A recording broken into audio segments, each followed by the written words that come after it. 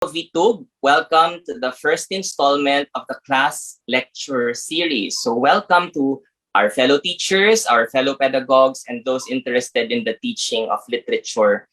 Today's event is held in cooperation with the University of Santo Tomas's Unitas Journal, which is headed by Editor-in-Chief Maria Luisa Torres Reyes, who also happens to be the Editor Emerita of the Ateneo de Manila's Critica Cultura Journal.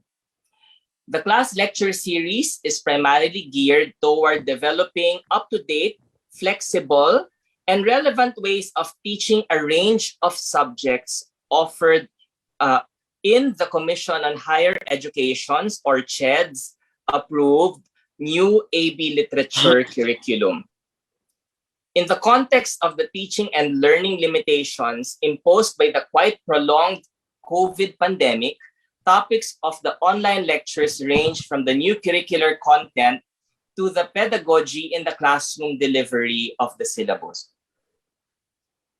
Colleagues who are esteemed experts in their particular fields have agreed to be part of the series covering topics in mandated subjects such as cultural studies, creative writing, critical theory, literature content courses, and the use of technology in the classroom, ClassNet setting, among others.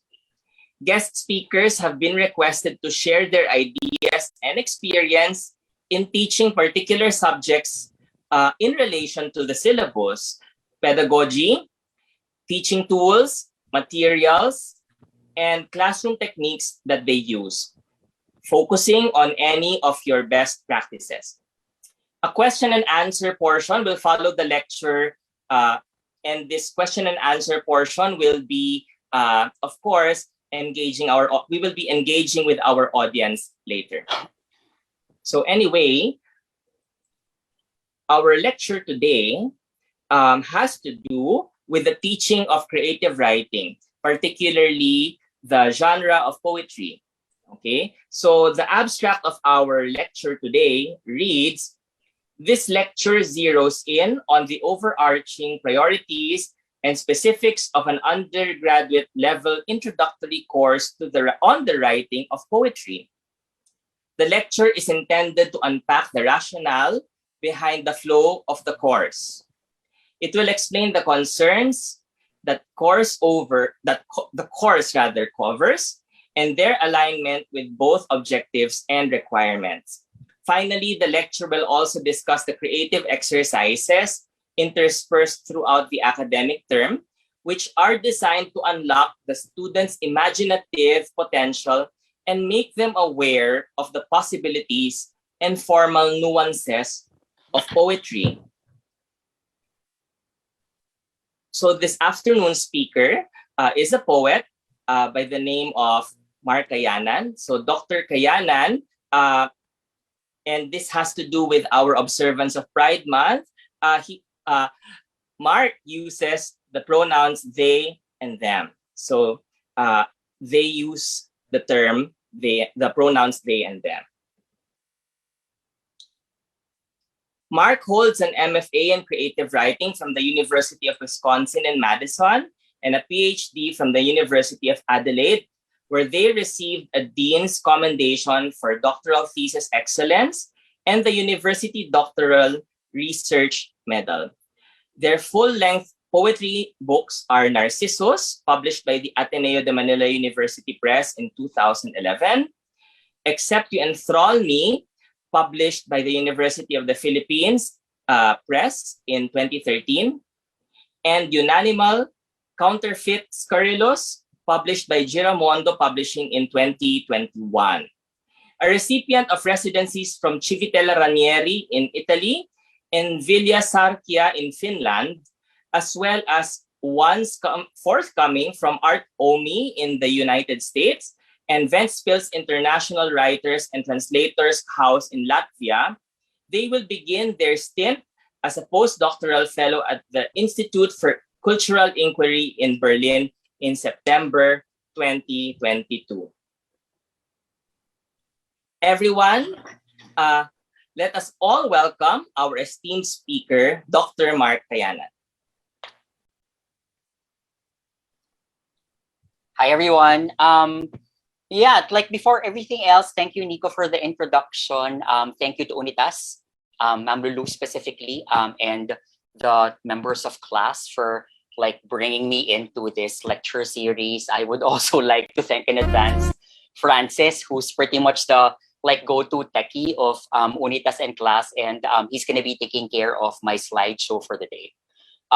Yeah, let's just pretty much buckle down to business. This is going to be a pretty straightforward, accessible talk. I think a number of the audience members, a number of people who are tuning into this lecture are also instructors, creative writing teachers themselves. So I assume that many of what I'll be talking about are going to be familiar, well-worn territory for them, right? I actually am curious as to what the best practices of other instructors are. So maybe we can devote some of the Q&A session later on to maybe hearing from like some of the people who are tuning in, right? If they have specific priorities they want to discuss when it comes to constructing their lessons and syllabi for creative writing, it would be great to hear from other people, right? As a way of introducing this particular lecture, consider that I'm pretty much just going to be providing a broad macro view of teaching creative writing, specifically poetry, right? And I'll be doing that by pretty much just discussing a syllabus that I used a few semesters back when I taught a class in or on poetry at Ateneo, right? Francis, can you go to the next slide? Thank you. All right. So yeah, just so everyone's on the same page, consider that this is going to be what I'll be covering for the rest of this lecture. Again, as I mentioned earlier, I'm going to be using as a kind of tethering point the syllabus that I used a few sems back. The course title is Creative Writing 103.3. It's Writing Poetry Workshop 1, right? I'll be talking about it later on. Right, and I'll be using that as a kind of jumping off point to talk about the basics, the premises, all right, behind the course, right? Afterwards, we're going to be moving on to the kind of overarching general structure that I use throughout the semester in order to organize my lessons. And then we're going to go a little more specific, all right, in order to conclude this lecture, I'm going to be sharing one sample lesson that I used. I think Nico mentioned it earlier, and I assume that like everyone who registered for the talk actually already has a copy of my syllabus. So if you want, you may peruse that later on, all right, in order to get maybe a clear picture of what I'll be talking about. Like I also provided class with a folder that contains all the readings that I actually use for this course, right? So if everybody wants a copy of the poems and essays that I'm using, right, you're going to be seeing it somewhere like on the, I don't know, like that Facebook page that you're actually taking a look at right now. Okay. All right, Francis, next slide.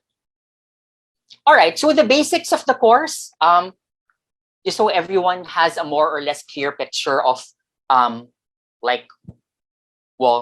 context of the course pretty much. So Poetry Workshop 1 is one of 4 introductory courses, each of which makes the students aware, all right, initially of the 4 main literary genres that the Ateneo Fine Arts Creative Writing curriculum focuses on, right? So alongside poetry, students are also expected to take up introductory courses on fiction and nonfiction and playwriting, right? Students, all right, that are enrolled in the course or creative writing majors are in their 2nd year of undergraduate studies, right? Creative Writing Poetry Workshop 1 is normally taught during the 1st semester, right? Which means that by the 2nd semester, if I remember correctly, students are expected to actually declare their creative writing tracks, which is to say they're actually expected to commit to a particular genre, all right, which will take them through the rest of their stint in college, right? And then that pretty much means that for a good number of the students enrolled in the class, the course will pretty much be the last workshop that you're going to take on poetry, right? So consider that in terms of the premises, the essential premises of the course, it's both an introductory course and a kind of goodbye course for a good number of them, right, for poetry. Next slide. Right. So in creating my syllabus, and I think a number of the teachers who are not just handling poetry courses, creative writing courses, but pretty much every course there is known to mankind, are aware that whenever they curate a syllabus, whenever they cobble together a syllabus, they actually have to negotiate between what they think the students need and what their priorities are as educators, right? Also, what their proclivities and personal preferences are as educators, right? After all, you're a teacher and you're going to be stuck with that syllabus for one semester at the very least, or one quarter or one term, right? So if you're given the license to actually design your own syllabus and curate your own readings, right, it would be ideal for you to be able to commit to something that would actually maintain your interest as well, right? Alongside you catering to the students, of course, alongside you maintaining the interest of the students as well, right? When I was trying to figure out what to do with the syllabus, when I was trying to figure out how to construct a poetry workshop syllabus, I was aware that like students were coming from the premise that they viewed poetry generally as a daunting genre, right? And it was something that I was made aware of, not just in terms of the class that I handled, all right, for which I use this actual syllabus, all right, but also this is coming from years of experience of teaching other students poetry, right? And of course, I mean, like that's a pretty understandable, I guess maybe mindset when it comes to poetry compared to fiction, compared to nonfiction, even playwriting in the context of Teneo, right? Which you can actually kind of obtain an awareness of through other like forms of media, right? Poetry, I assume, is the kind of genre that's least available to them, right? And since many of the like courses that are taken up or that are taught in high school and senior high school are historically grounded, for example, right? Students are more or less exposed to poetry that maybe is a little more dated, not as contemporary, right? Poetry which is quite regimented in terms of verse forms, in terms of specific stanzaic formulas, and that's fine, right? That's poetry that's wonderful. That's poetry that has a long drawn tradition to them, right? But it's also poetry that I guess maybe foregrounds the very difficulty, right, of writing poetry, right? So I was aware that when I was constructing the syllabus, I had to make poetry a little more maybe present, right? Maybe a little more accessible to the students, all right? Make it a little approachable, right? At the very least, all right? At the same time, of course, I was trying to juggle that with my own preferences. As a reader, I'm completely drawn to poems which present some degree of difficulty, right? I like poems that are formally playful, poems that don't actually feel like poems that are intentionally messy, right? Poems that I kind of defy the conventions of grammar, poems that play with sentences and lines, right? And poems that are emotionally demanding, right? Also poems that are prismatically social, all right? Or complex, all right, in their treatment of society, for instance, or social issues and also political issues, right? So when I was curating the readings for the class, I was aware that I needed to appeal to the students and also maintain my own interest in the course as well, right? Just so the entire course would be as painless as possible for everyone, right? Francis, next slide.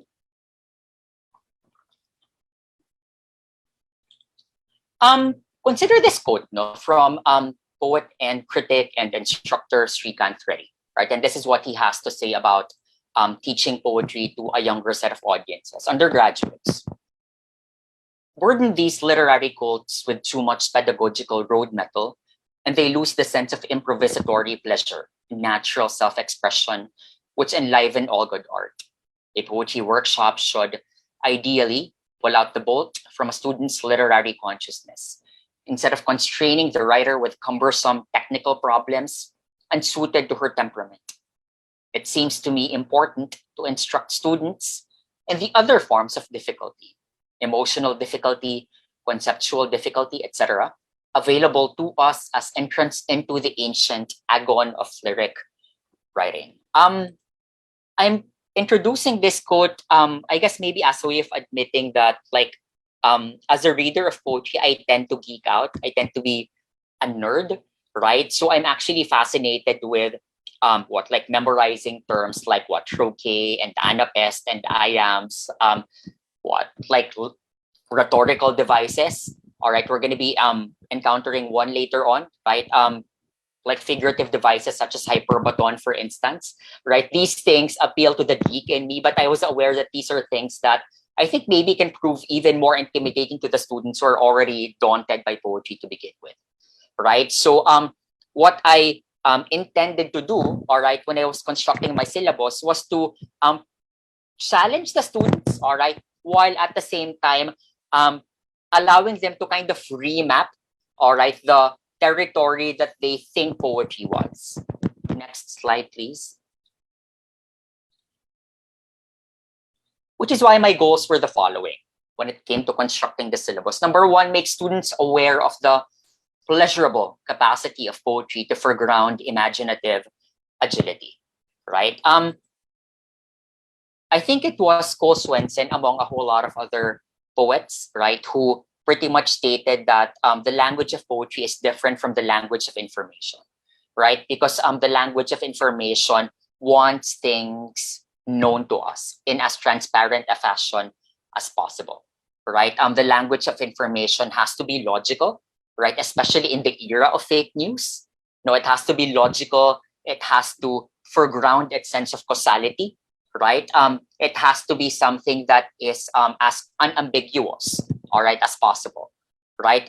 Poetry, on the other hand, is not expected to function similarly, right? Poetry does not need to make logical sense, right? Poetry can be something that highlights the capacity of the students to actually conjure up like impish, weird ways to encounter the language. And that's something that I wanted to lean into when I was teaching the course, right, that I'm explaining or talking about for this lecture, right? My second goal was to provide the students with a range of poems which could redraw their own boundaries of the genre, right? Curating reading lists is pretty much my favorite thing about being a teacher, actually, right? So it was fun for me to cobble together a set of readings for every component of the course or of the course outline, right? And it was wonderful for me to figure out how to promote variety, all right, given the set of readings that I was presenting at every juncture in the semester, right? And then last, all right, just so there's a kind of shared knowledge among us, I had to, of course, give the students the vocabulary to that would allow them to provide helpful critiques of one another's work, right? It's a poetry workshop after all, right? And they need to be able to read and engage with and critique one another's work. And I wanted them to be able to do that in a manner that's as helpful, but also as sophisticated as possible. Next slide. All right.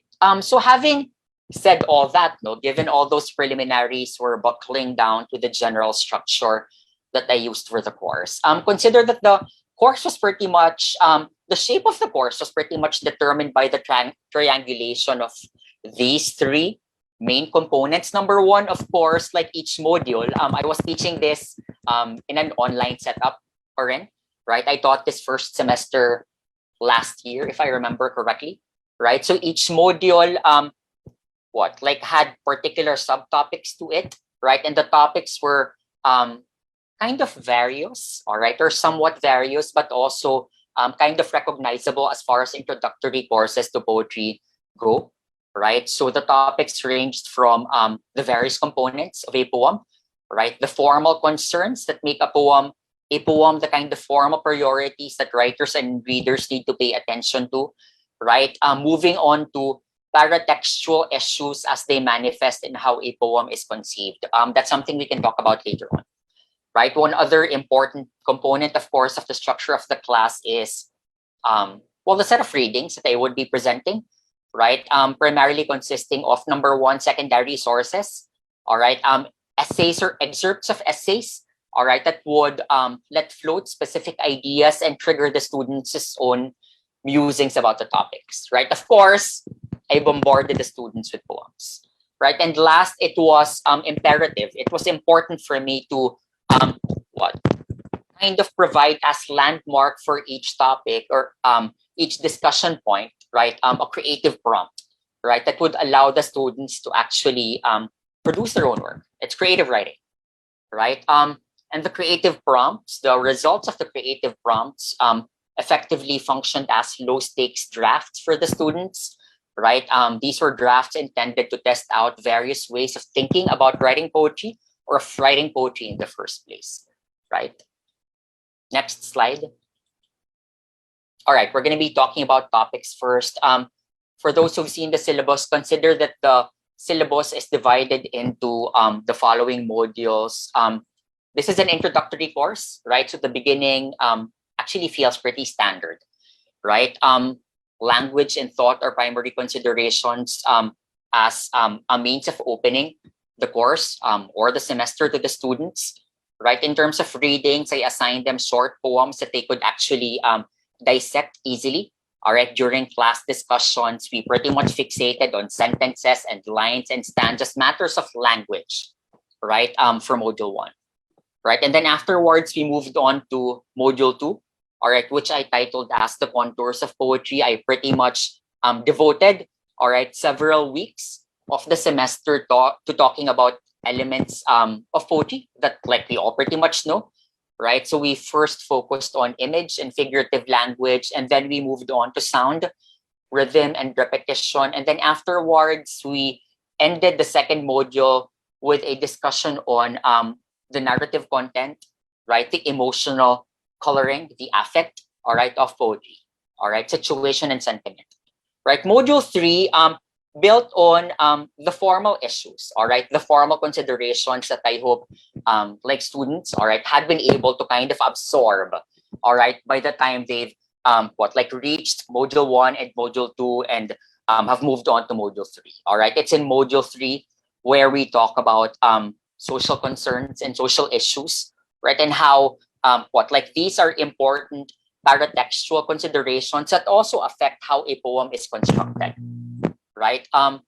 I kind of foregrounded, all right, how the form of a poem, how the construction of a poem also reveals how the writer thinks, right? And what a writer believes in, right? And in approaching module 3, I pretty much used essays which allowed for students to be able to see how social issues and political concerns, all right, can actually be transmuted, all right, into questions of form, right, or questions of writing itself.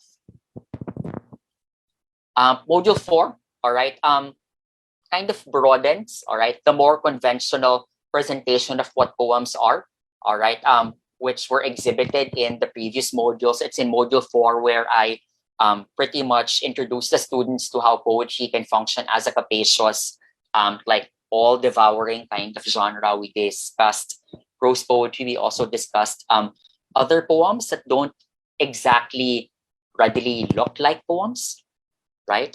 If you peruse the readings later on, which I hope some of you can download, you're going to see what I mean. And I think I actually have slides. All right, I do have like a show and tell moment for this lecture. All right, I'm going to be showing you some samples. And then module 5 and 6 are devoted to more general issues, the writing life and synthesis. I wanted the class to end on a pretty interactive note, right? So it's towards the tail end of the class where I also bring in, all right, some writers who can talk about their craft. All right, it's also at the tail end of the class where I actually give the students a chance to pretty much read their work, right? I wanted the SEM to culminate with them being aware of the fact that they had actually managed to eke out a whole lot of poems throughout the duration of the class, and I wanted them to share those poems with whoever they wanted to share them with. Next slide. All right. On the matter of topics and readings, as I mentioned earlier, I can get quite cheeky when it comes to assigning readings, and I'm a very nervous over-preparer when it comes to class. So sometimes I do have a tendency to bombard the students with a whole lot of readings, right?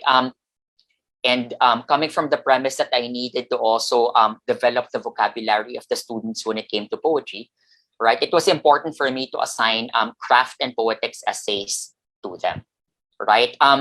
So like what I did when I was figuring out which essay readings to actually assign them, I had to make distinctions between essays they actually need to read, the students need to read in their entirety, right? And essays which I could kind of just draw from, right? So I used secondary sources that define certain terms. I used secondary sources that would allow us or give us discussion points, all right, during synchronous sessions, right? And I used essays that would serve as like ways of framing the poems that we were going to discuss, right? As regards poems, I made sure that like each topic, all right, had at least 4 poems, all right, going for them, just so the students were exposed to a range of possibilities, all right, given, for instance, each particular concern, like image or syntax, right? That way, the kind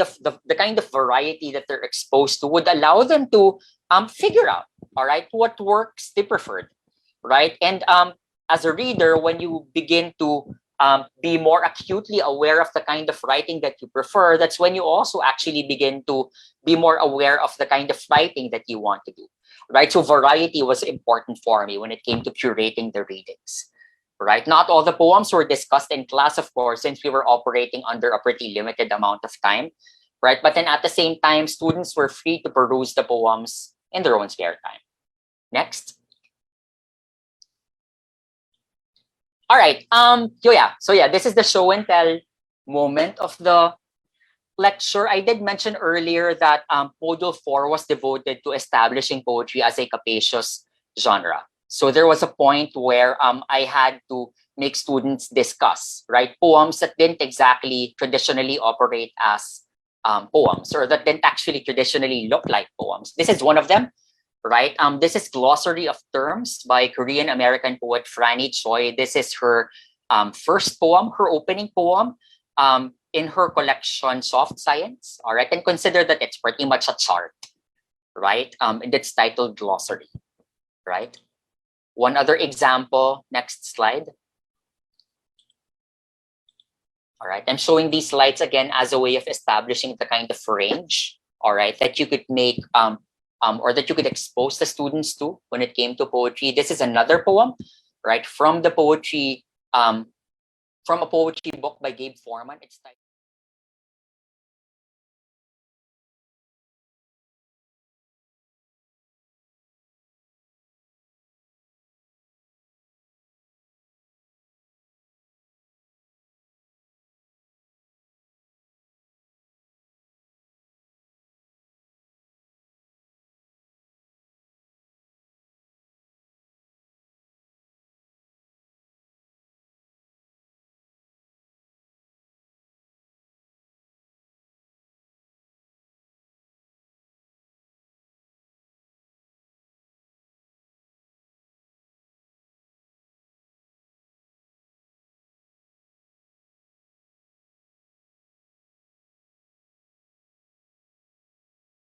And the poem, all right, then is both the words that Sarah Sloat retained, right, and the images that you actually see, right? If image is a pretty important component of poetry, right, consider that what Sarah Sloat does is to actually lean into the literal imagery that you see, all right, the literal visuals that you see on each page, which she created herself as well, right?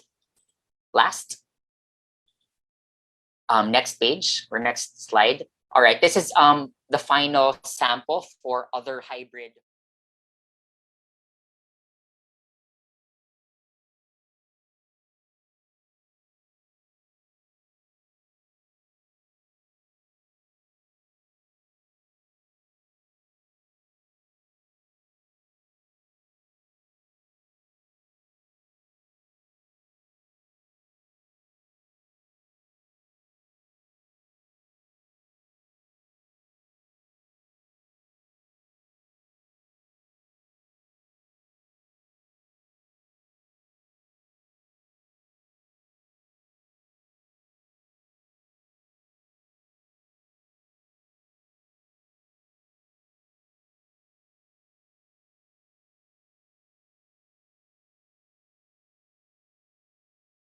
point of view. When you're watching a play, right, you don't know, like you can't actually commit, all right, to a particular individual as primary perspective, all right, because you're seeing everything, right? So consider that the textual decision of Dalton Day to actually stick to you and me as characters, all right, makes the play what?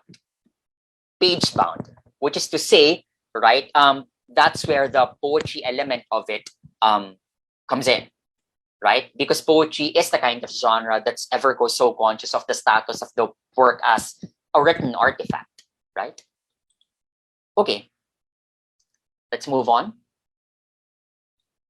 All right, so after having covered topics and readings, the final, I guess, crucial element, all right, of each component, all right, of the class is the creative prompt. For the creative prompt, I was conscious, all right, that they be accomplished during class time, right? Why? And this is like, paano ba? Like this is a recent decision, to be honest. No, like I think in terms of how I was when I was a creative writing student, I was the kind of like student who actually hated what in-class writing activities. I remember being enrolled in one like graduate creative writing class that demanded that we do writing prompts every session, and I felt so uncomfortable with the idea that I eventually dropped out of the class.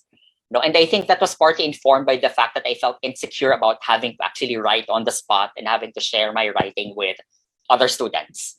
Like I was coming from the assumption that I was a slow thinker and I needed time to actually perfect my work, right? And that's a condition that a writing prompt, all right, kind of negated, right? But I think what's good about a writing prompt is number one, it makes students aware that writing can be a kind of communal activity, right? And there's an advantage to that. At least the pressure, the suffering, however you feel about writing, all right, that's all shared, right? That experience is shared, right? Secondly, I structure the creative prompt in such a way that if some students want to share what they eked out, all right, of the prompts, they can do so. But students who prefer to keep their free rights to themselves aren't exactly pressured, all right, to actually share the writing with the class, right? So in that case, it works for everyone, right? The more introverted students in the class already have a draft that they can start with in order to actually arrive at a poem that they need to submit. All right, the more extroverted members of the class actually get to receive immediate affirmative feedback, right? In terms of the feedback that I provide and that the rest of the class provides for the free writes, for the creative prompt responses, we pretty much focus on like lines or parts of the free writes that we actually like, right? Compelling phrases, wonderfully stated clauses. These are things that we point out, all right? In order to make the sessions, all right, in order to make the activity of creative writing a more engaging one, pretty much, right? And finally, of course, creative prompts, to my mind, are necessary because they ease the paralysis that writers normally experience. And I think like for the members of the audience who are also writers, where to start and how to start are like what? Like long-standing questions that we can't ever actually adequately answer. No, so it's like when you're compelled, all right, to eke out something, anything, all right, because of a creative prompt, all right, at least you already have material to work with. Whether you discard it, enhance it, improve upon it, that's up to you. But at least you have something, right? Next slide. All right, so throughout everything, consider that I was conscious of, as a teacher, straddling the notion that the class had to be structured, it had to be designed and organized. Of course, being organized is important when you're a teacher, but then at the same time, I also wanted to make the students aware of the value of uncertainty, right? Not just in terms of approaching poetry, but also in terms of having to think through the act of writing their own works, right? According to Cole Swenson, the unknown, all right, is a central component to encountering poetry, right? It's the point where knowledge as a function breaks down, and with an emphasis on the ways that this point can further specifically poetic thinking, right? I think a number of you are aware of how ambiguity all right, is something that is actually a good thing in poetry, right? And ambiguity, of course, comes in many ways. If you think of tradition of poetry, right, there's, for instance, the idea of John Keats, all right, when it comes to negative capability, the capacity of man to be in the midst of uncertainties, mysteries, and doubts. There's Shklovsky's notion of Ostraneni defamiliarization, right, making what is familiar strange to you, all right, acknowledging that every object, all right, can actually, all right, still yield surprises no matter how seemingly familiar that is. That's a source of ambiguity, right? Ambiguity can also be had by virtue of consider Federico Garcia Lorca's notion of the duende, and how the individual, all right, actually has spiritual connections to the more essential world, right? And how that is something like that connection is mysterious and something that you can actually hint at or gesture towards, for instance, through poetry. All right, consider also Arthur Rimbaud's notion of poetry as the rational disordering of all the senses. No, parang how poetry is something that would allow you to reach, all right, the incomprehensible, all right, by like playing around with language, for instance, right, reorienting your life in such a way that you welcome, all right, confusion, all right, and also chaos, right? So consider that poetry has a long-standing tradition of valuing the unknown, right? And that's something that I kind of lean into during my poetry classes, right? In terms of practical consideration, I assign poems that like I'm not even comfortable with as a reader. Sometimes I assign poems that fascinate me, but I can't exactly understand. And I admit that to the class, right? And what we do is we find ways of approaching the poem, right? The poem does not need to be a thing that you have to interpret and make sense of. The poem can be appreciated and all in a whole lot of other aspects. And that's something that I emphasize in class, right? Consequently, as writers, you don't actually have to fully know what you're doing. You don't actually have to fully know how you're writing, right? And like formal play, all right? Adventure, all right? These are things that I would want students to be aware of, especially during introductory courses in poetry, right? So they could broaden their awareness of what poetry is and what poetry could do, right? Next slide.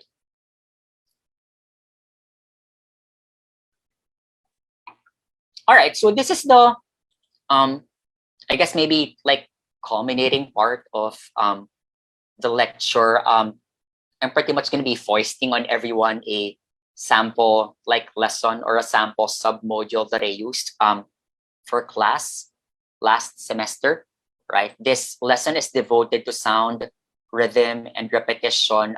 In terms of context, I used this during the 5th and 6th weeks of the semester, which was conducted wholly online, right? Sound, of course, is still a crucial element of poetry, so it's still under module 2, right? The topic builds on concepts discussed during previous sessions. For instance, module 1 was devoted to syntax, right? So of course, you can talk about language, all right, without having to talk about sound eventually, right? So stuff that we had already kind of went over, all right, during the first few weeks of the semester, we were kind of going to retread, all right, by the time that we got to sound, rhythm, and repetition, right?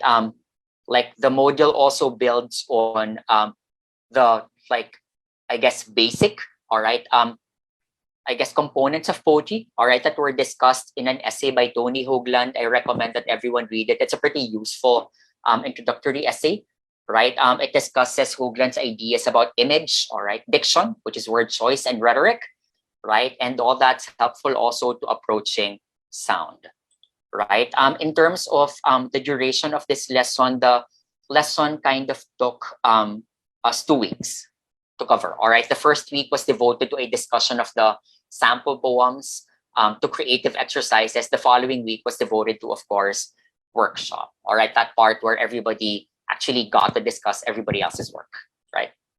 Next slide.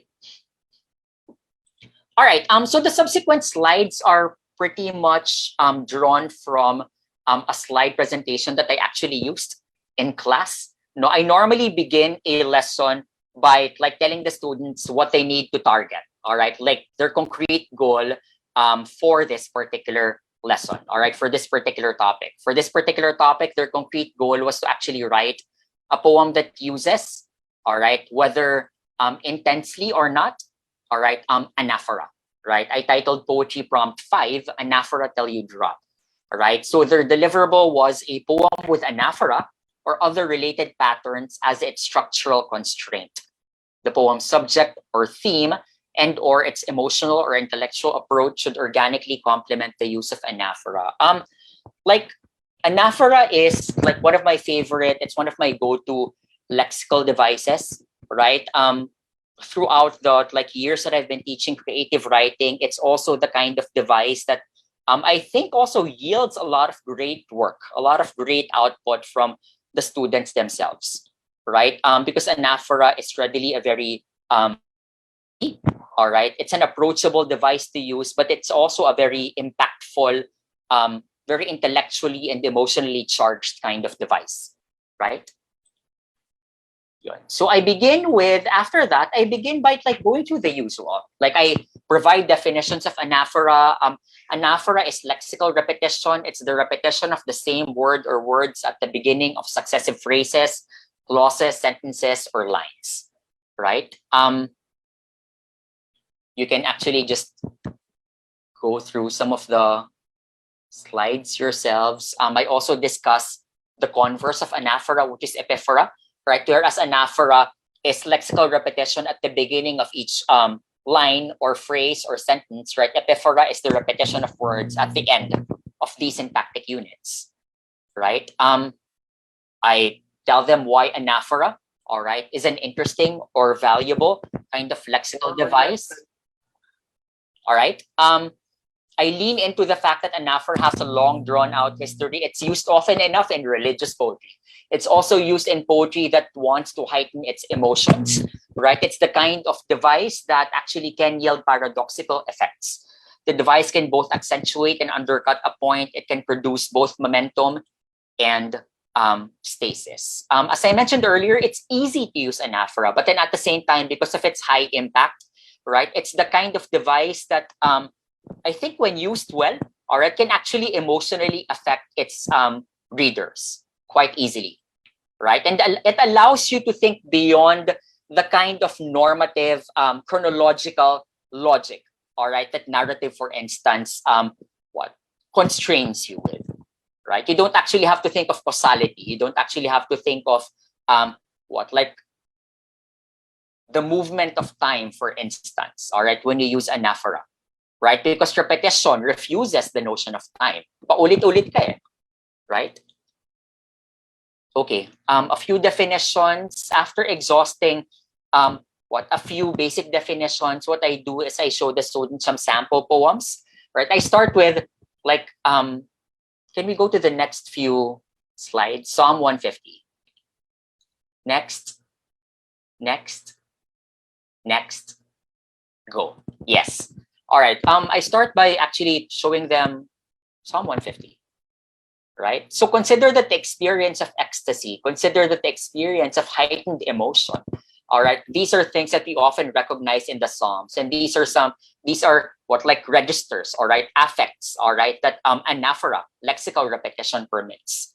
All right. Next slide. From there, all right, I show them a more contemporary poem. This one uses both anaphora and epiphora, right? Nearly each sentence begins with you and ends with I love you, right? Consider that these words, all right, signal what might actually feel like a very conventional, very trite, cliched kind of poem, right? But what the sample poem does, all right, is to actually unleash the writer's imagination, right? Consider, for instance, the second, all right, sentence of this poem. You are part hurricane, part tiny, cute knife, and I love you, right? So consider that between conventional recognizable words like you and I love you, all right, like between these two units exist what? Like imaginative leaps, right? Next slide. I also lean into the fact that by virtue of how anaphora refuses resolution and conclusion, right? Linear thinking, right? Anaphora is the kind of device that lends itself to trauma, for example, right? And I use Antidote by Corey Van Lantingham, all right, as a kind of sample for that, right? This is a poem about like intimate partner violence, intimate domestic abuse, right? And the use of anaphora, all right, enacts, all right, the incapacity of the writer or the author or the persona rather to actually move on from the incident, from the experience. The use of anaphora also allows the persona to kind of gesture towards the abuse without actually talking about it directly, all right? So consider that anaphora then is a very high impact, very emotionally what charged, all right, kind of device, right? From close reading sample poems, from providing a kind of what overview of how anaphora has been used, we move on to next slide, please. A brainstorm, right? Like for this session, I kind of structured the class in such a way that like the class would have to go through several quick write, all right, or like creative prompts, right? The first brainstorm allowed them to kind of think of words or phrases to repeat, right? I gave them 3 minutes for that. All right, next. All right, so from there, right, we moved on to discussions of sound. Yeah, we're running out of time, so maybe we can just gloss over these things. All right, we discussed, all right, excerpts of Mary Oliver, all right, and Stephen Minot. Next slide. Next slide. All right, and all right, from there we close read, all right, one other poem. This is Lullaby by Dan Beachy Quick. Now, this is the kind of poem that is not exactly an easy poem to unpack, right? It won't tell you what the poem is about, what its themes are, right? Instead, all right, it makes you aware that what poetry, all right, or a poem might have other priorities. In this case, right, the priority of the work is sound, right? I'm just gonna give myself the space to actually read it, so like all the members of the audience can actually appreciate the kind of intricacy of sound that Dan Beachy Quick was kind of able to generate when creating this poem, right? Lullaby. When a child, I thought myself a thought, then thought became my home. When thought became my habit, the ocean grew absent above the stone, but pressed a ripple's weight and wave onto the stone. I thought myself a child. I named her Little Ghost. I brought her home into my thought and sat her on a stone. The ocean grew absent above her, but pressed an ocean's weight and ripple on her mind, a ripple onto stone. I taught her to breathe as ocean breathes, inspired but alone. A sediment for memory, a fossil for a tone.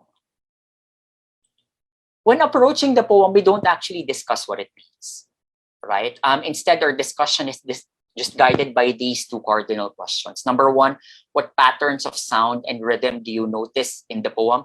What lines, all right, that are sonically attentive are you most drawn to first? And second, what is the effect of the sound work on you? We talk about feelings, and how these feelings are evoked, right? Or how these ideas even are evoked by virtue of the sound work of the poem, right? Next slide. We move on to another free write, all right? One of two free writes that are similar in terms of direction. I make them choose from the list of words that they would want to create anaphoric poems on. And out of that one word, I make them generate as many possible words or phrases or lines, all right, that they could think of, right? And then afterwards, yeah, next slide, we discuss more poems, all right? It's really a whole lot of other poems when you're part of my class, right? So like you see some of the poems that we discuss, and then we go to free write again. Next slide. All right, and then, all right, after the final free write rather, like we end with some, I guess maybe some things to consider. All right, since at that point they'd already have super rough working drafts of possible anaphoric poems. All right, so I end with these things. Number one, how is the anaphoric element connected to your chosen subject or theme? What tonalities or attitudes are conjured up by the repetition? Given that repetition is the organizing principle of your prospective poem, how can you use departures from the formula to suggest conflict, highlight certain moments, or generate surprise. These are things which I don't make them answer. These are things I leave them with just so they can consider if any of these questions are useful to them when they construct their own work. Right? Next slide. I bombard them with more poems. All right. You can't exactly like have a creative writing class if you don't like give enough readings. That's, I guess, just how I see things. Right. And then I end the class with next slide. All right. Reminders about the next class, which is pretty much going to be a workshop class. I make them submit the poem to me a few days before the following session so that me and everybody else in the class would actually have access to everybody else's poems, and then we can actually discuss those poems, right? And then the students get to submit a revision of their work at the end of the semester, right? After they also consult with me, right? I'm going to be ending this lecture by showing you some sample works by students, right? Next slide. Let's move on to the next slide. As a teacher, I have a tendency to be, Like, I mean, of course, I make sure that I'm able to provide written feedback to their rough drafts, right? So that's a screenshot, all right, of like a draft of one of my students, Carmen Dolina, right? Next slide. All right, this is another screenshot of a draft, all right, written by one of my other students, El Cortez.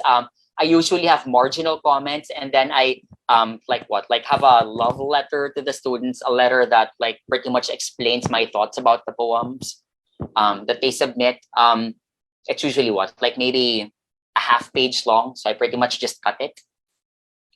The section on anaphora for me, which I thought like first sem last year was very interesting because of course, like I taught it maybe in October 2021, right? And this was still, of course, right in the middle of the pandemic. We're still right in the middle of it, to be honest, right? And at that point, of course, like everybody in the class had, in one way or another, been touched, all right, by the pandemic, right? And it was interesting to me that it was specifically during the exercise, all right, the section on anaphora that the students actually ended up writing poems on grief, right? Maybe it was because grief is a thing that you can't actually ever come to terms with easily, right? And the cyclical repetitious structure of anaphora was something that allowed them, all right, to kind of hint at their own thoughts, right?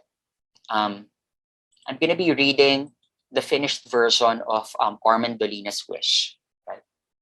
Next slide. Okay. Wish for Esperanza. Oh, to join this round of dominoes and play poorly. To play so poorly and have to pick from the pile. To find a shirt from Christmas. To have called you about it. To call you now.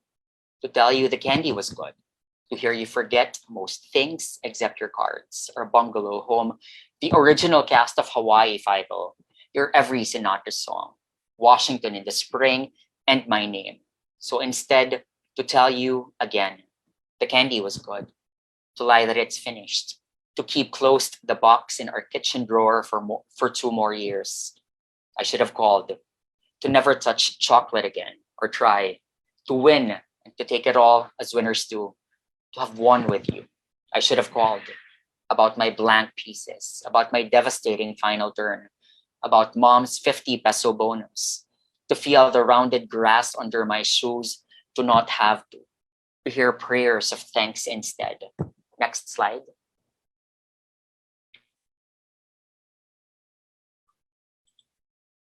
I should have called. Should have told you about your reupholstered sofa, our new orchids, the Domino's game's actual rules we never played by, the movie I watched before I heard the news. I should have called about that.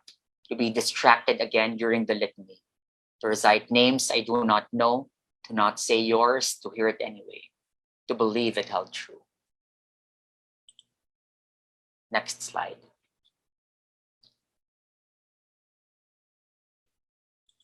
Are we done?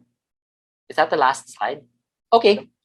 All right. Well, never mind. Okay, so I'm pretty much done with the lecture. Thanks everyone for listening.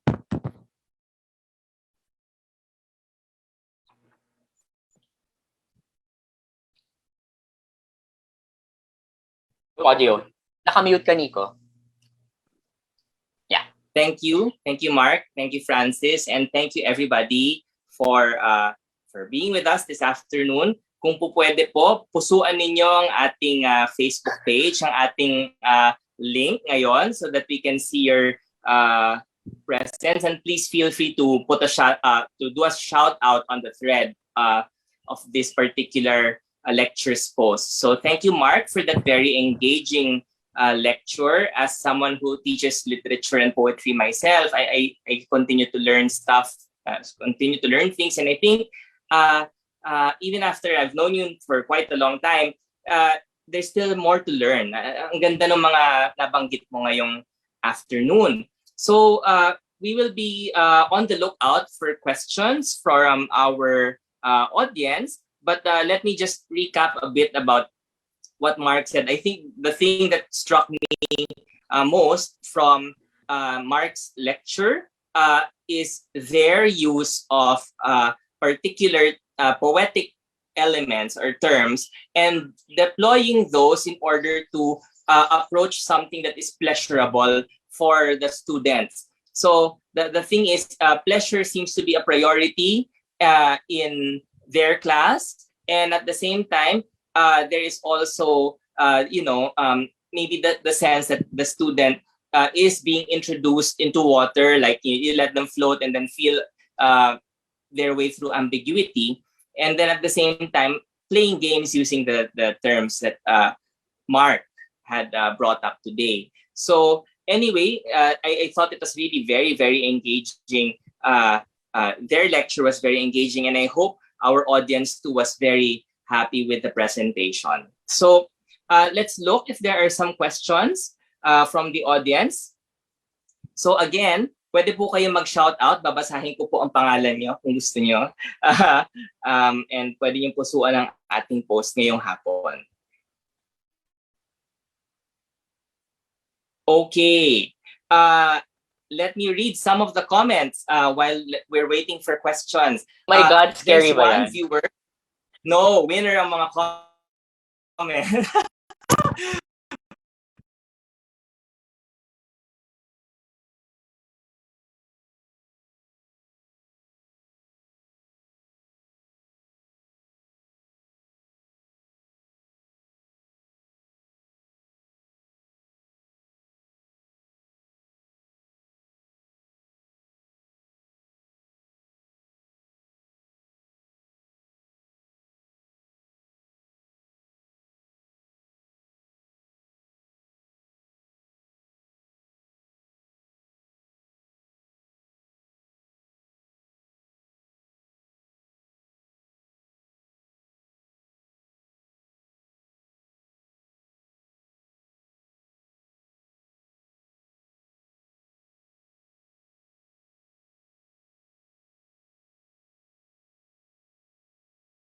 And we're waiting for questions. Please feel free to have, send in some questions if you'd like. Okay. All right. There's one question from an anonymous viewer, somebody who does not want to identify the self. Where is the place of context in the analysis of poems? Where is the place of context in the analysis of poems? So, sounds like a teacher-to-teacher discussions. Parang if maybe dagdagan ko, what would be the purpose of putting context there too? Yeah. So. Thanks for that question. No? I'd like to think that context and intentionality, actually, the intention of the writer, like these are important context in the construction of a poem, right? I like they're integral parts of the discussion every time, right? For instance, when I started Module 1, like one of our poems was Wish by James Merwin, right? It's a 3-line poem, I remember, which goes, just one more kiss in the kitchen before we turn off the lights, right? That's just the poem, right? It's a pretty accessible, gripping poem, right? But it's poignancy, right? It feels like a very domestic poem that's happening between a couple, right? You have a persona who's asking for the listener, all right, to give them one more kiss, all right, before they turn off the lights, right? Its poignancy becomes even more apparent if you consider that it was one of the last few poems that Merwin wrote to his wife before he passed. Yung ganyan, right? So it's something that I highlight during the discussion, right? When we discuss, for instance, a Franny Choi poem, right? Franny Choi is a Korean American queer poet, right? And her many of her poems are actually meditations, all right, or what I guess even confrontations of her intersectional status, right? I do readily bring in the context that actually informs the construction of the work, right? I want the students to be more involved in, and I do that not exactly as a formal component of the syllabus, although of course it's something that we kind of end up touching on when we talk about poetry and sociality in module 3, for example. But yun nga, parang like the context is something that constantly informs the discussion of poetry as a way of making the students aware of how they can actually bring in, all right, aspects of themselves, all right, in a whole lot of ways, all right, not just in terms of how or what they write in the poems, but also in terms of how they write the poems, right? If, for instance, these are students who grew up with like knowing several like Filipino languages, right? Then like writing a poem in several languages is something that they can use as possibility, yung ganyan, as a possible direction in their writing, yung parang ganyan, right? So yes, context is always important, right? Okay, thank you very much, Mark, for that answer. So definitely there, I think taking from there, because it also induces an opportunity for creativity Yeah. and the writing of poetry on the part of the student, because nakaka-relate sila, di ba? And they can also, while reading a poem, they can relate more to the work and by putting some contextual details, no? And then at the same time, there's also the way that the writer, the student is engaged and is asked to give something of the self in the writing of the work, in their writing of their exercises. Now, if I may ask, I'll touch on a topic that's, I don't know how sensitive this can be, but sometimes as teachers, depending also on the context wherein we are, I mean, Mark and I had the opportunity to teach both at the Ateneo de Manila at some point. And definitely, I think for young people also who study not only there but in other schools, poetry touches on very emotional things. And some of the samples that you presented were actually pretty sensitive. So when we talk about context and these things come out, how does a teacher approach that? So parang for example, if there's a, I think there was a poem about abuse. So parang how does a teacher approach that, especially at this time? No? It's a great question, Nico, and I admit that it's something that I'm not completely a master of. No, figuring out how to tackle, right, a poem, I guess, which I guess maybe shares, all right, rather uncomfortable, disconcerting private details about the students, right? Number one, like whenever I receive work like that, I actually give the students the option, all right, of deferring their workshop, right? If they're not comfortable having like students dissect their work, right? Because it's not just me in a workshop, right? Of course, they actually also have to hear the feedback of their colleagues, their cohort, right? Their fellow students, right? And it's a little more difficult to control the thoughts of others, right? So my initial move is to like ask the student who submits the poem, all right, the potentially tricky poem, if they're comfortable having the poems discussed, right? If they're not, that's fine, right? Second, if they are, right, like I also give them the chance, of course, like every student has the chance to actually preempt the workshop of their poem naman, right? They can actually ask pointed questions. They can actually provide limitations as to what may be discussed in relation to their work, right? So that's something these are maybe declarations of coverage that I lean into when confronted with problematic, difficult material, right? I allow the students to be able to dictate the terms right? And then third, and I think maybe this speaks to maybe my timidity as a teacher as well.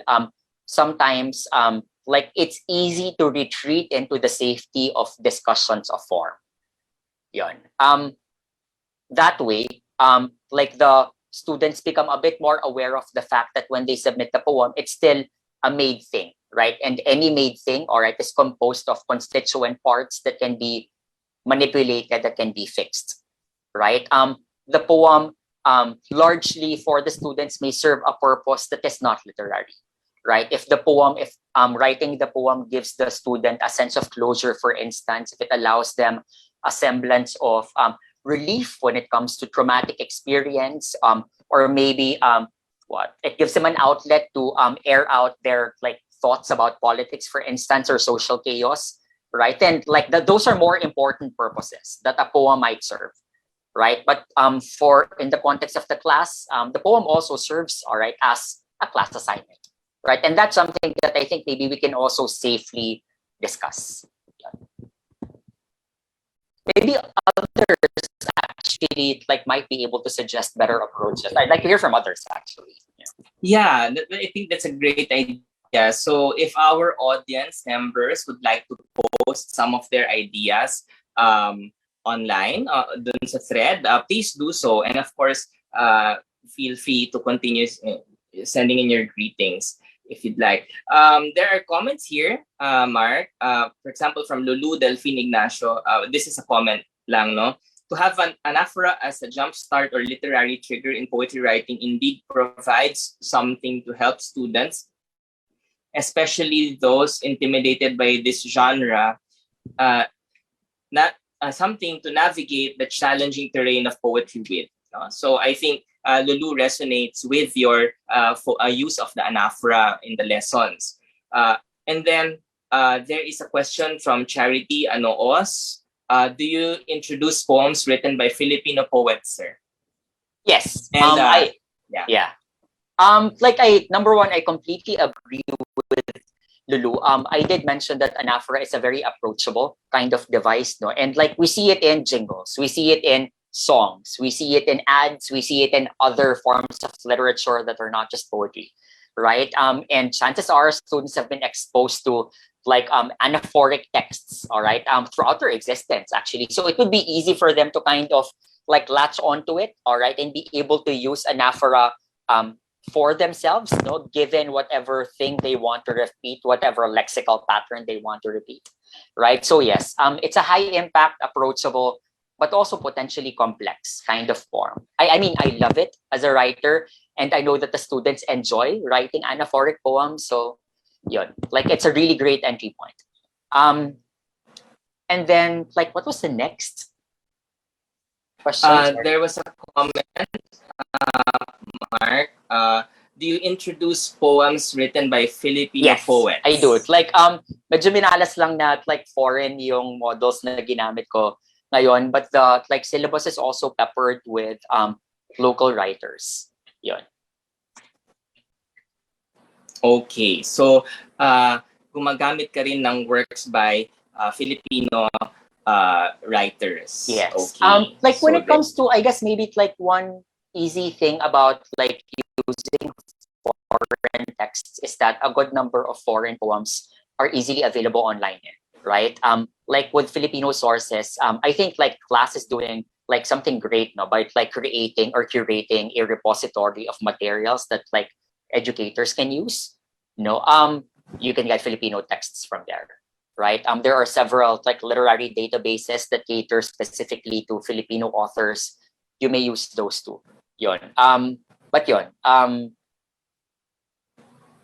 Sometimes it's easy to use foreign texts because they're already there. Okay, because they're available. They're more readily available. Right. Siguro I'll segue into a question that I have personally in relation to the writing of poetry in English. I mean, for Filipino writers like us, we cannot avoid the issue of colonialism and how we deal with that through the writing. I recently had a conversation with an elder writer who made mention about, if you keep on writing, and maybe this has to do with creative writing students in particular, no, who are interested in writing in English. The elder writer said, ang layo daw ng kailangang talunin. If you want to write in English, then you have to jump over Shakespeare. You have to jump over who else? James Joyce. You have to jump over T.S. Eliot, right? And if you write in our local languages, you have lesser to beat. It's about an issue of beating other people. I suppose, at least that's my interpretation of that writer's perspective. How do you ever talk about these things with your students? If you choose to write in English, do you talk about risk? Do you talk about why you write in English? Do you talk about these things? I hope that makes sense. Yes, it does make a whole lot of sense. I don't talk about it, necessarily in introductory courses, right? But it's something that I think maybe has come up in, I guess, maybe more advanced courses that I've taught. For instance, I teach a graduate class, development of poetry, and that's the kind of course that kind of lends itself to discussions like that. Of course, what makes writing in English difficult for us is that English for us is a translational experience. Neil Garcia has pretty much pointed that out to us.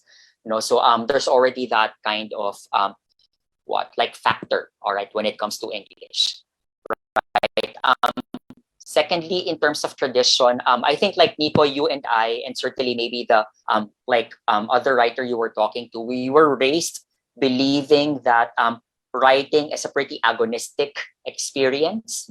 Via Harold Bloom, whenever you write, you're forcing yourself to belong to a tradition that would not make space for you, right? So you have to violently make sure that you're accommodated within that tradition, right? And you're only able to do that by being greater than the other writers, right? Which is why parang following the logic of the person you talk to, parang you have to overcome Shakespeare, you have to overcome Whitman, right? I mean, luckily, I think that kind of very white way of thinking, I think it's been relaxed these days, no? And I think that's primarily because we're made aware again of the fact that writing poetry specifically has a whole lot of other purposes, right? Writing can document a way of life that's previously not documented, right? It can make minority positions visible, pretty much, right? Writing gives value to the experience of the individual as it plays out in a social context, right? These are things that I think the younger generation is more, I guess maybe, without actually having formal training, they're a lot more used to that fact, no? All right, because they're living really technological lives, diba? Parang they're exposed to lives outside their immediate social circle by virtue of the fact that they can easily access writings from other places, right? And the very fact that writing enables that to happen, diba? Parang makes you aware of the other potentials of writing. Yun. So parang I think I'm coming from a place where I just assume and I'm confident that students, especially the younger ones, instinctively know that. No, they're a lot better than us if you think about it, diba? Because they have a different mindset na rin, right? Yeah. I think I'm just gonna end there. Yun. And I really do agree with what you said that iba na nga sila ngayon, no? It's that agon that we do still sometimes feel. Yeah. I think is something that the younger ones don't have so much trouble with, maybe because nga mas iba na ang perspective sa panahon ito. So which is a good thing. Yun. So speaking of our young students, there's a question from Carla Melendez. Hello, Mark. How do you encourage your students who believe they have no talent, quote unquote, in creative writing? How do you encourage your students who believe they have no talent in creative writing? It's always so difficult, can I just say? Yun. Kasi parang like I inevitably encounter, di ba parang halimbawa, during the first day of class, introduce yourself, ganyan, what's your exposure to poetry? I inevitably encounter 1 or 2 or 3 students, for example, who would admit na, well, I don't write poetry, right? Even if they were creative writing majors, these are people who would point out that they write fiction, for instance, right? They're more comfortable writing essays. I don't exactly know how to answer Carla's question. Like, I guess maybe the ditzy answer is I just depend on a whole lot of personal charm to kind of like encourage the students to be interested or maintain their interest in poetry. No, but yun, yeah, I guess maybe it's like my the readings I select, I think, all right, parang I'm hoping that they make the students aware, right, of what else poetry can do. Diba? That way, at least, diba, parang when they broaden their notions of poetry, baka ma-realize nila na, kaya ko rin naman gawin to. Right? Poetry need not be that like difficult because it's a matter of counting syllables kind of thing. Right? It can be me, parang repeating 1 or 2 words like every line, for example. Right? It can be me what's sounding like I'm just talking to my best friend. Yung ganyan. Right? So, yeah, I mean, I think maybe presenting a range of poetry to your students would make them aware that if they don't have talent writing poetry in a particular way, maybe they can be better skilled writing poetry in other ways. Yun. Yeah. Okay. So, parang I'm picking up one of the things that you said just a while ago, something like focus on the form. So, parang for example, if you give them an assignment and then have them use that. So I guess play. Would it be right to say that maybe if they don't feel comfortable, at least look at it as a form of play and play with the words. Let's see what happens. And I think a lot of sorry. Yeah.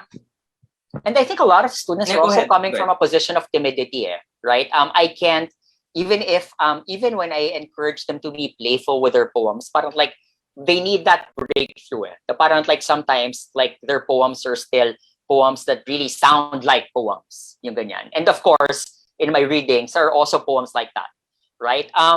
Yun, like at some point, like you need them to be aware of the fact that you don't actually have to sound so poetic in order to write a poem. Yun. It takes a while for some of them to get used to that idea, I think. Yun. But I mean, like, incremental progress is still a good thing, I think. Yeah. Okay. All right. So, talagang in increments and to a certain extent, pakiramdaman din siya, no? Yeah. Tama? Yeah. Okay. There's a question from a literature teacher, a young teacher who doesn't want to be identified. In your experience, which types of poems do students seem to like reading the most? Anong mga poems ang gusto basahin? Let's see.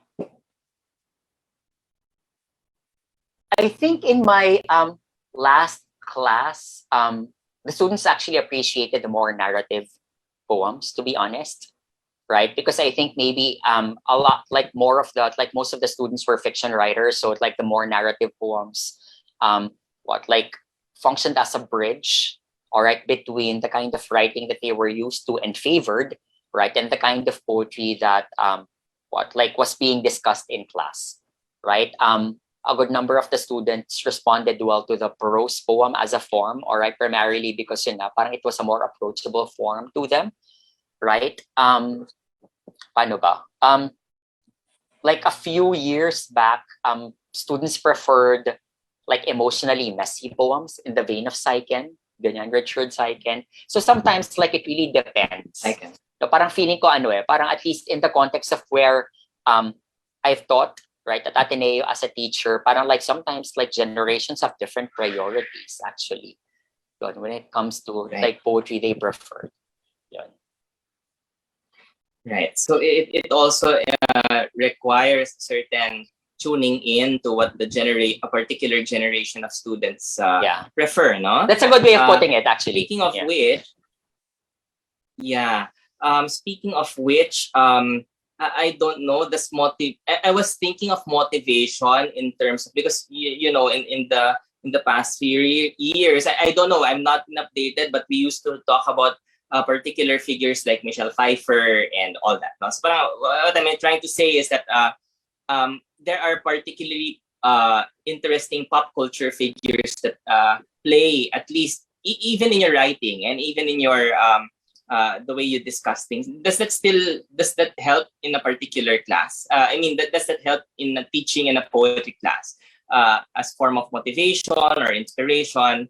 Talking about interesting figures like Michelle, but still interesting pa ba siya? Sorry. I mean, like, I'm assuming the students barely know her. I mean, like, she's what, like 64, right? And her like career peak was back in the 90s. You know, parang, I mean, I can't even pretend that I know what the students are interested in anymore, to be honest. Yun. But I mean, of course, bringing in a bit of the real world is always a great thing when you're a teacher, because you're, what, like, I mean, like being a teacher places you, whether you like it or not, in a remote position, right? Like number one, there's the premise of hierarchy, right? Number two, like there's the advantage or disadvantage, right, of being like the older individual in the room. Yung ganyan, 'di ba? Parang, and paano ba? Parang like these things sometimes provide or like readily inhibit your relationship with your students. And sometimes like bringing in the real world makes you realize that, or makes students realize that like you're still living in like the same sphere of existence, right? And that helps, right? That no matter how esoteric your like concerns are in the course, no matter how like hermetic the poem is, right? No matter how potentially what like difficult or unknowable like your topics are at the moment, right? Pareho pa rin naman kayo na ginagalawan ng mundo. So yeah. Right. So it's important to bring in the world into the discussion.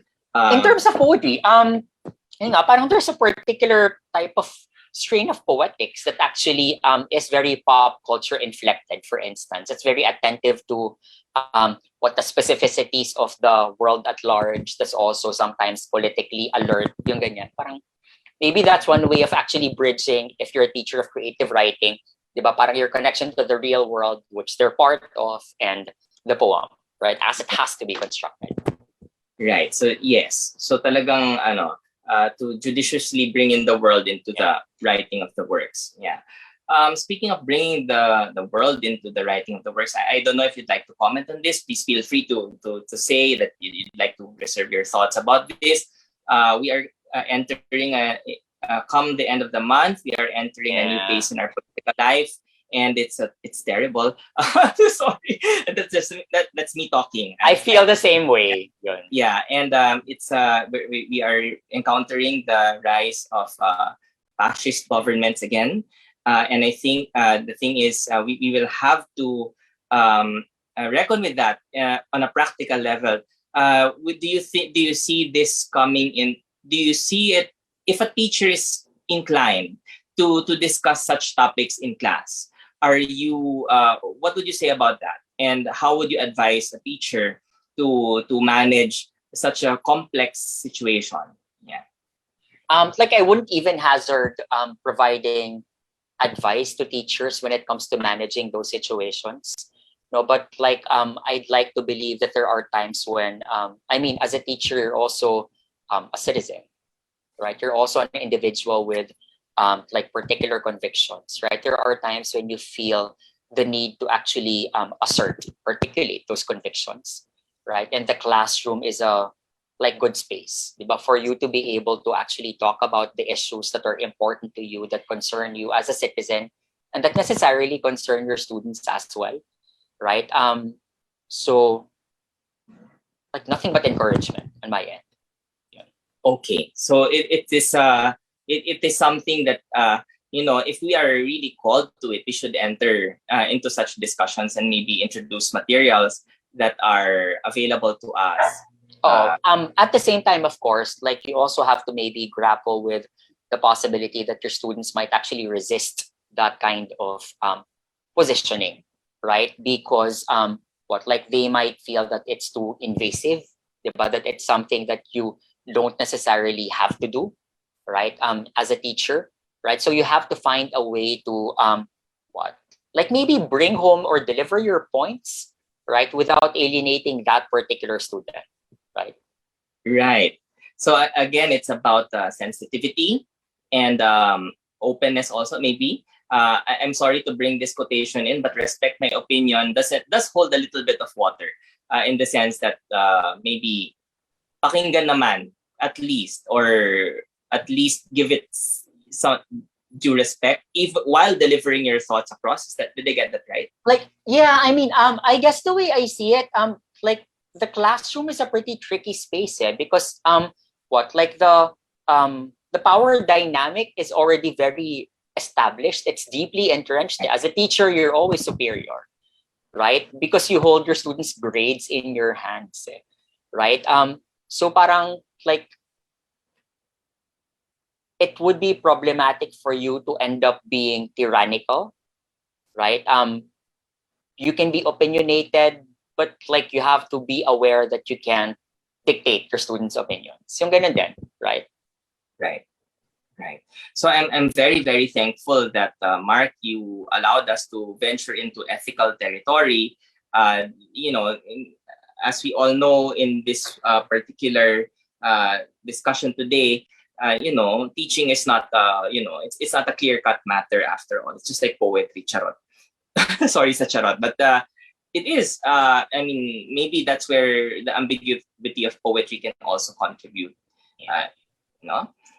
There is just one last comment here, and I'd like to read that, and then we will have this as our last question, no, Mark? This is from Justin Cruzana. Mix Cayanan, hello. I'm a big fan of your corpus. Who are your poetic influences? Like they change over time. At the moment, I'm obsessed with. This is kind of tricky because like his personal history is pretty problematic because at some point he kind of traded slaves, you know. But I'm pretty obsessed with Arthur Rimbaud. Yun, French poet. In terms of more contemporary writers, I'm in love with Justin Philip Reed because his syntax is wonderful, right? I'm also obsessed with, everybody's obsessed with Diane Seuss these days. So medyo feeling ko uncool not to point her out, no, but I love her. When I need something flat, right, I go to Chelsea Minnis, who is also like someone I constantly return to. Oh my God, like this is like matagal-tagal na discussion yan. But yon, like in terms of first love, like I love John Keats talaga. Like siya talaga yung go-to poet ko. He made me aware of what poetry is. Right, yun. Right, ano yun? And I was just, this living hand, warm and capable. Diba? Yeah. I hold it towards you. That's how the poem. Oh my God. So, yes. So talaga namang that particular poem continues to haunt us. I remember that pinag-uusapan natin yun, no? Even through the centuries, Keats' hand still reaches out even through a class lecture. So like also I'm not a fan of straight white male poets in general, but like there's something about W.S. Merwin that I keep coming back to. Why Merwin though? I could imagine that Keats was pretty much, you know, even if he was a white male poet, no, parang medyo not on the, he wasn't like Wordsworth, who was at an advantageous position at some point in his life, right? And there was something about the tubercular Keats. I don't know, what is it that attracted you to the work of Keats and maybe Merwin? Yeah. With Keats it was easy kasi parang like his writing was always excessive. When I was a kid, I think I remember first reading him when I was in grade school and I could barely understand what he was saying in the Eve of St. Agnes. But like, because he uses so many sensory words, I felt the poem before I understood it. And that was the first time that I actually felt something like that. Yung ganyan, right? Like now that I'm older, I realize that I think my fascination with Keats has to do with the fact that number one, he feels like a confessional poet. He reads like a confessional poet. Yung drama niya sa buhay, pinapasok niya sa poetry.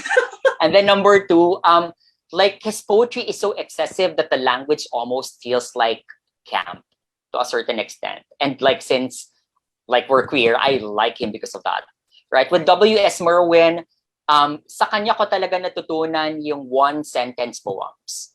Right? Like even if like he would actually eke out a 2-page poem, he would just use one long continuous sentence. I learned that from him, which I think is why I'm obsessed with him. Right? I love his immense sense of interiority.